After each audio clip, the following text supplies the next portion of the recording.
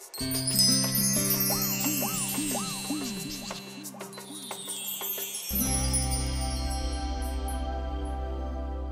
מי שמתלבט על פתרון הצללה לגינה הפרטית שלו, יש היום מגוון פתרונות. יש פתרון הצללה שהוא מאוד שימושי היום, זה שמשיות שונות. יש היום שמשיות מאוד מרשימות, גם מבחינה עיצובית, גם מבחינת הפתרון שהן נותנות.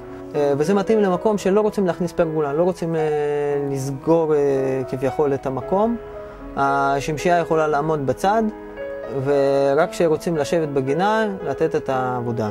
בגינה הזאת בחרנו לעשות פרגולה מעץ, אבל בלי עמודים, פרגולה תלויה, ואנחנו מקבלים פה הצללה מאוד יפה, בלי עמודים ובלי לחסום את השטח. פרגולה פה בעצם תכנן האדריכל של הבית.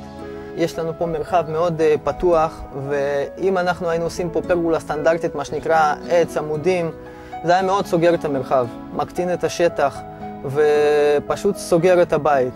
ברגע שנתנו פתרון שהבית יוצא החוצה ועליו אפשר להרכיב את הפרגולה, נותן את הפתרון הצללה אופטימלי. בפרגולה הזאת יש גם מטפס שעולה על הפרגולה וזה די קל לשליטה. היא בעצם משלימה את הסגנון הכפרי של הבית, שזה שילוב של אבן ביחד עם עץ אורן. אין לנו הרבה שמש, ופרגולה משמשת אלמנט עיצובי כחלק מאדריכלות הבית.